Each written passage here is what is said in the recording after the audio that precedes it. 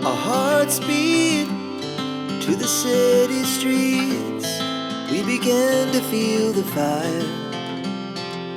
Hello everyone, good morning, welcome back to my channel. কেমন আছো তোমরা সবাই? আশা করছি সবাই খুব ভালো আছো, আমরাও বেশ ভালো আছি। আজকে হচ্ছে শনিবার, আর সকালবেলা ঘুম থেকে আজকে একটু লেট করেই উঠেছি, কারণ শরীরটা না সকাল থেকে একদমই ভালো লাগছে না। ওঠার পরে এখন জানলা টানলা খুলে নিয়ে যেগুলো আমার বেসিক কাজ সেইগুলো শুরু করে দিয়েছি, বিছানাটা চটপট গুছিয়ে নেব। আর আমি উঠেছি এখন প্রায় 9:30 বেজে গেছে। রিন্টুকেও ডেকে দিলাম, কারণ ও না একা একা কিছুতেই উঠতে পারে না, অ্যালার্ম দিয়ে রাখলেও অ্যালার্ম অফ করে আবার ঘুমিয়ে পড়ে। ওই জন্য আমি সকালবেলা উঠে ওকে ডেকে দিই। এটা আমার কিন্তু বিয়ের আগের থেকেই রুটিন। ও অ্যালার্মের আওয়াজে কিছুতেই উঠতে পারে না, তো ওকে ডেকে দিয়ে এখন বসে একটুখানি জল খেলাম। বাইরের দিকে তাকিয়ে থাকলাম চাতক পাখির মতন, কিন্তু না আছে মেঘ না আছে বৃষ্টি। এত গরম আর তেষ্টানো যাচ্ছে না। গয়েশপুর থেকে চলে আসার পর ওখানে তো তাও কয়েকদিন বৃষ্টি হলো, কিন্তু এখানে একটা দিনও বৃষ্টি হয়নি। তোমাদের ওদিকে বৃষ্টি হচ্ছে কিনা অবশ্যই জানিও তো। আর এই জামা কাপড়গুলো হয়েছে শত্রুর সমান, যতই খাট থেকে সরিয়ে গুছিয়ে রাখি আবার কোথার থেকে যে জড়ো হয়ে যায় কি জানি। ওরা হাঁটা চলা শিখে গেছে হয়তো, সব গড়াতে গড়াতে খাটের ওপরই এসে জোটে। আর আমার এত বিরক্ত লাগে না এগুলো দেখে। মাকে যতই বলি সরিয়ে ঠিক করে গুছিয়ে রাখো, আসলে এ বাড়িতে না একটা 5 তাক মতন কিছুর দরকার, যেটার মধ্যে এই টুকটাক যে নাইটি বা যেগুলো রেগুলার বেসিসে পরা হয় সেগুলো রাখা যাবে। এগুলো রাখার বড্ডই সমস্যা। যাই হোক, খাট থেকে সব কিছু নামিয়ে দেখো আবার টিভির পাশে আমি স্তূপাকৃতি করেছি, আর তারপর এখন খাটটা ঝাঁট দিচ্ছি। আর এই গরমের কারণে এত জল খাওয়া হচ্ছে, সব বোতল শুধু খালি হয়ে যাচ্ছে। বিশাল থেকে এই ঝাঁটাটা কেনার পর আমার বেশ সুবিধা হয়েছে, কারণ আগের ঝাঁটাটা দিয়ে না আমি ঠিকভাবে ঝাঁট দিতে পারতাম না, খিলগুলো খুলে খুলে চলে আসতো। তো খাটটা ঝাঁট দিয়ে নিলাম। আসলে এই বাড়িতেও আসার পর না যেগুলো আমি ও বাড়িতে করতাম সেরকম টুকটাক কাজগুলো এখন আমি করি, তাতে মার একদিক দিয়ে উপকার হয়, আর তার সাথে আমি নিজেকেও অ্যাক্টিভ রাখতে পারি। টিভির পেছন দিকের এই জানলাটার জন্য একটা পর্দা তো আগের বাড়ি কেনা হয়েছিল মিশো থেকে, কিন্তু পর্দা লাগানোর জন্য যে রডগুলো দরকার সেটা কেনা হয়নি, আর এতদিন অবধিও ওরা ওটা কেনেনি। তো আজকে বাবাকে অনেকবার আমি বলেছি যে না তুমি এবার নিয়ে আসবেই একদম মনে করে। তো দেখা যাক, কথা তো দিয়েছে নিয়ে আসবে, আজকে ওটা সেট করে দেবে বলেছে। আর আমি 2 সাইডে লাগানোর জন্য ওয়াল হ্যাঙ্গিংও অর্ডার দিয়েছি। বেশ মিশোতে না এরকম জিনিসগুলো খুব সুন্দর সুন্দর পাওয়া যায়। এখন দেখবে ঘর সাজানোটার জন্য না প্রচুর কিছু কিন্তু দরকার পড়ে না, অল্প টাকার মধ্যেও কিন্তু বেশ সুন্দর সুন্দর আইটেম পাওয়া যায় অনলাইনে। তো ওরকমই কিছু একটা আমি অর্ডার দিয়েছি। আর এদিকে মা চা করে দিল। ঘরবাড়ি যেমনই হোক না কেন, সেটা টিনেরই হোক বা মাটির হোক বা সিমেন্টেরই হোক, সেটা কিন্তু কিভাবে তোমরা সাজিয়ে গুছিয়ে রাখছো তার ওপর অনেকটা ডিপেন্ড করে যে সেটা দেখতে কেমন লাগবে। ঠিক তেমনই এই বাড়িটাও একটু ছোটোখাটো জিনিস দিয়ে মা আর আমি মিলে চেষ্টা করছি একটু করে সাজিয়ে তোলার। কেমন লাগছে সেটা দেখতে অবশ্যই বলো। তোমরা যারা আমার ভিডিও একদম প্রথম থেকে দেখছো তারা তো জানোই এই ঘরটা প্রথমে ছিল আমার ঘর, তারপর এটাকে রান্নাঘর হিসাবে করা হলো। আসলে এটা কিন্তু একদম প্রথম দিকে রান্নাঘরই ছিল, কিন্তু আমার পড়াশোনার সুবিধার্থে আর আমার একটা পার্সোনাল রুম চাই, সেই জন্য আমাকে এই ঘরটা মা দিয়ে দিয়েছিল। আর তারপরে এটা আবার এখন রান্নাঘরেই কনভার্ট করা হয়েছে। কারণ আগে যেটা রান্নাঘর ছিল সেখানে তো স্ল্যাবের ওপর গ্যাস রেখে রান্না করতে হতো। আর মার যেহেতু 1 পা 3বার ভাঙা, তো মার না পায়ে ওরকম ভর দিয়ে দাঁড়িয়ে রান্না করতে প্রচণ্ডই অসুবিধে হয়। তো মা অনেকবারই বলতো যে এরমভাবে দাঁড়িয়ে রান্না করতে অসুবিধা হয়, গ্যাসটা নিচে নামিয়ে নেব। তো সেই জন্য আমি ভেবেছিলাম যে এইভাবে এই ঘরটাতেই এটাকে রান্নাঘর করে দেওয়া হোক, সেক্ষেত্রে মা জানলা দরজা খুলে বসে বসে নিজের মতন করে গুছিয়ে কাজ করতে পারবে। আর সেক্ষেত্রে অত বড় ঘরটা রান্নাঘর হিসাবে ব্যবহার করারও প্রয়োজন পড়বে না। সেই জন্যই এই ঘরটাকে আস্তে আস্তে ছোট ছোট জিনিস দিয়ে কিন্তু বেশ সুন্দর করে গুছিয়ে নেওয়া হয়েছে। আর আজকে মা বাজার থেকে নিয়ে এসেছিলো লোটে মাছ, সেটাই মা এখানে রান্না করলো। কিভাবে করলো সেটা তো তোমাদের সাথে শেয়ার করলাম গল্প করতে করতে। লোটে মাছ কারা কারা খাও বা কাদের কাদের প্রিয় মাছ অবশ্যই আমাকে কমেন্টে জানিও। আমার কিন্তু ভীষণ প্রিয় একটা মাছ। সত্যি কথা বলতে একটা সংসারে একদম শুরু থেকে শুরু করাটা কিন্তু অনেকটা বেশি চাপের। এই ঘরটায় রান্নাঘর হিসাবে শিফট হওয়ার পর থেকে কিন্তু আস্তে আস্তে অনেক কিছু জিনিসই কেনা হয়েছে। মশলার কোটোগুলো যেহেতু উঠে উঠে তাক থেকে নামাতে হতো, মার পেটে প্রচণ্ডই চাপ পড়তো, সেই জন্য এই কিচেনের একটা অর্ডার দেওয়া হয়েছিল। তোমরা অনেকে আমায় জিজ্ঞেস করছিলে জামাই ষষ্ঠীতে আমি মাকে কী দিয়েছি বা বাবাকে কী দিয়েছি। আমার না আলাদাভাবে তোমাদেরকে কিছুই শেয়ার করা হয়নি, তবে হ্যাঁ মাকে এই ঘর সাজানোর জিনিসগুলো আমি গিফট করেছি। তার মধ্যে এই র্যাকটাও কিন্তু আমি মাকে দিয়েছি। আর এইদিকে আমাদের পাড়া থেকে একটা মামি এই সমস্ত খাবারগুলো দিয়ে গেছিলো, তো সেটা দিয়ে এখন ব্রেকফাস্ট করব। ফ্রাইড রাইস ছিল, তার সঙ্গে ছিল চিকেন পকোড়া, মাটন চপ, আলু পটল চিংড়ি। তো এটারই কিছুটা আমরা এখন মা আর আমি ব্রেকফাস্টে খাবো। তবে তরকারি বেশ অনেকটা আছে, সেই জন্য তরকারিটা রেখে দেওয়া হবে, ওটা পরেও খাওয়া যাবে। আর এদিকে দেখো, আমি একটু মামনদের বাড়ি গেছিলাম, এসে দেখলাম বাবা এদিকে পর্দাগুলো সেট করে দিয়েছে। আর এই দিকের পর্দাটা আর আমার ঠিক পেছন দিকে যে জানলাটা আছে ওই পর্দাটা এই একই কালার, আর বাদবাকিগুলো আলাদা, দেখতে বড্ড অড লাগে। একটা পর্দা এক এক কালারের, সেই জন্য চেঞ্জ করে দিচ্ছি, যাতে দরজা আর এই সাইডে দুটো মানে তাকের যে পর্দা সেই দুটো যাতে একই কালার হয়। আর জানলার পর্দাটা তো নতুন করে লাগানো হয়েছে, ওই জন্য ও দুটো আলাদা।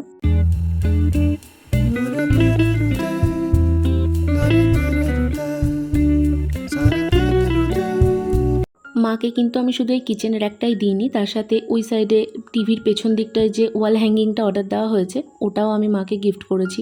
তার সাথে যেদিন বিশালে গেছিলাম সেদিনও বেশ কয়েকটা টুকটাক জিনিস মাকে কিনে দেওয়া হয়েছে। বিশালের জিনিসগুলো তো আমি এখনও অবধি তোমাদেরকে দেখিয়ে উঠতে পারলাম না, তবে নেক্সট ব্লগে আমি অবশ্যই ওগুলোকে আগে শেয়ার করব।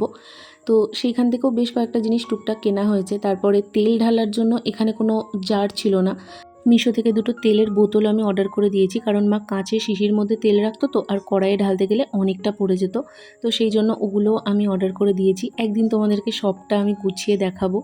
বাবাকে বা মাকে জামাই ষষ্ঠী উপলক্ষে ওরমভাবে কিছু দেওয়া আমার একদমই ইচ্ছা ছিল না, যে একটা দিতে হবে বলে জামা কিনে দিলাম বা শাড়ি কিনে দিলাম, কারণ বাবা মার ঋণ কোনো দিন শোধ হয় না। আর আমার লাইফে আমার মার প্রচুর ঋণ রয়েছে, তো আমি ভেবেছিলাম যেগুলো বাবা মার দরকার সেই জিনিসগুলোই দেওয়া হবে। তবে বাবাকে জিজ্ঞেস করেছিলাম বাবার কি দরকার, বাবা বলেছিল সেভাবে বাবার কিছু দরকার নেই, সেই জন্য বাবার জন্য বিশাল থেকে কয়েকটা জিনিস কেনা হয়েছে, আর মার জন্য এই ঘরের জিনিসগুলোই কেনা হয়েছে। গুড আফটারনুন, বাচ্চা এখন 1:30। আমি গেছিলাম একটু মামনদের বাড়িতে, ওদের বাড়িতে বসে একটু গল্প করলাম। আর ওই যে তোমাদের দেখালাম সকালবেলা আমরা ব্রেকফাস্ট করেছিলাম, ওটাই ওকেও দিতে গেছিলাম। তো ওদের বাড়িতে বসে বেশ অনেকটা টাইম কথা বললাম, তারপর এসে আগে স্নান করে নিয়েছি। এসে এখন দেখছি এদিকটায় বাবা পর্দা লাগিয়ে দিয়েছে। আমি ভেবেছিলাম তোমাদের সাথে শেয়ার করবো, সে তো আর হলো না। মেঘমেঘ করছে কিন্তু বৃষ্টির কোনো দেখা নেই। এদিকে মা এখন ওই পর্দাগুলো বললো খুলে দিতে, একদম বেমানান লাগছিল না হলে, মানে এই দুটো পর্দা আলাদা, আবার ওই পর্দাটা আলাদা, এই পর্দাটা আলাদা, সব মিলে একদম জগা খিচুড়ি লাগছিল। তো চেঞ্জ করে দিলাম, এবার রুমটা একদম ঠিকঠাক লাগছে। মা এই পর্দাগুলো খুলে এখন নিয়ে গেল কাচতে, এগুলো কেচে তুলে রাখা হবে, কারণ আপাতত এগুলো দরকার নেই। শনিবার সকাল থেকে শরীরটা খারাপ করলেও রাতের দিকটায় আমার জ্বরটা প্রচণ্ডই বাড়ে, সেই জন্য সেই দিনকে না আমি আর কোনো ব্লগ করতে পারিনি। আজকে হচ্ছে বৃহস্পতিবার, আজকে আবার আমি ব্লগটা কন্টিনিউ করছি। আর তোমাদের বললাম না প্রথমে যে ওয়াল হ্যাঙ্গিং টাইপের আমি অর্ডার দিয়েছিলাম, তো এগুলোই সেটা। কেমন লাগছে অবশ্যই জানিও। এগুলো কিন্তু মাটির, দুই সাইডে দুটো ওয়াল হ্যাঙ্গিং এরকম লাগিয়ে দিয়েছি।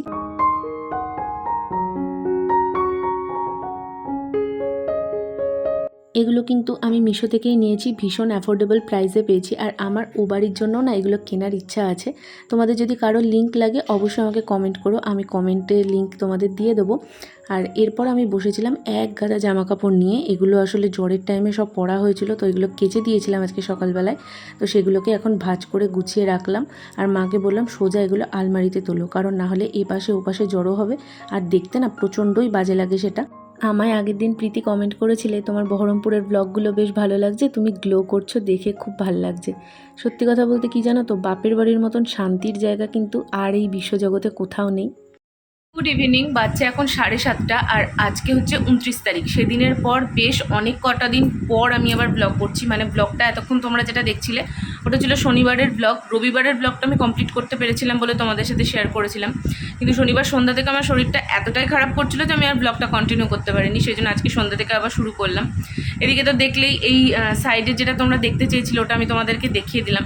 আজকে সন্ধ্যাটা আমার এত বাজে যাচ্ছে বলার না, যে হ্যান্ড ট্র্যাপারটা আমি ব্লগ করতাম, মানে এখানে নিয়ে এসেছিলাম, জানি না কি হলো, ডিজিটেকের ভালো হ্যান্ড ট্রাইপড নিয়ে আসার জন্য হোক বা কোনো কারণে হোক ওটা ভেঙে গেছে।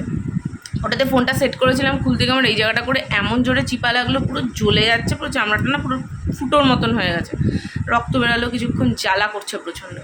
তার মধ্যে এই গলার এই অ্যালার্জিগুলো অনেক কমে গেছিলো, আবার এই কদিন এখানে এত গরম পুরো আবার ছেঁকে বেরিয়েছে, শুধু গলায় না, মানে ফুল বডিতে যেরকম আগে হয়েছিল সেরকমই হয়ে গেছে আবার। মানে আমি জাস্ট সহ্য করতে পারছি না, মানে শুতে গেলে তো ধরো গলার এই জায়গাটা ভাঁজ পড়ে, এই জায়গাটা করে জ্বালা পোড়া করছে। মানে সব মিলে আমার এত বিরক্ত লাগছে বলার না, মানে আমার সহ্য শক্তি ধৈর্য শক্তি দুটোই কমে যাচ্ছে। যাই হোক, তোমরা আমাকে বারবার করে বলছো রোজ ব্লগ দিতে, বাট এখানে প্রবলেমটা কি বলো তো, আমার ব্লগ আপলোড করতে প্রচুর টাইম লাগে। মানে রাতে 3টে 3:30 বেজে যায় আমার একটা ব্লগ আপলোড হতে। আমার নিজেরই ভীষণ খারাপ লাগছে যে তোমরা এতবার করে বলছো। আমি চেষ্টা করব, সত্যি বলছি, একটু আমি সুস্থ হয়ে নিই। আমি এই কটা দিন রাত্রিবেলা অতটা জাগতে পারছি না, তো একটু সুস্থ হয়ে নিই, তারপর থেকে আমি সত্যি চেষ্টা করব রোজ তোমাদের সাথে ব্লগ দেওয়ার। তাতে ব্লগগুলো ছোটো ছোটো হবে, হয়তো এতটা বড় করে দেখানো পসিবল হবে না, কিন্তু তাও আমি তোমরা যখন বলছো চেষ্টা করব। আর হ্যাঁ, আজকে দেখলাম এই সন্ধ্যেবেলাতে আমি একটা মিনি ব্লগ পোস্ট করেছিলাম, করার সাথে সাথে আমি কমেন্টসগুলো চেক করছিলাম, তো দেখলাম আমাকে প্রীতি কমেন্ট করেছো যে রোজ ব্লগ না দিতে পারলে অ্যাটলিস্ট মিনি ব্লগ পোস্ট করতে। তো হ্যাঁ, এটা আমি করতে পারি, আমি মিনি ব্লগ রোজ পোস্ট করতে পারি, সেটা করাই যায়। তো দেখা যাক কতটা আমি কি করতে পারি। চলো এখন দেখি একটু কিছু খাবো টিফিনে।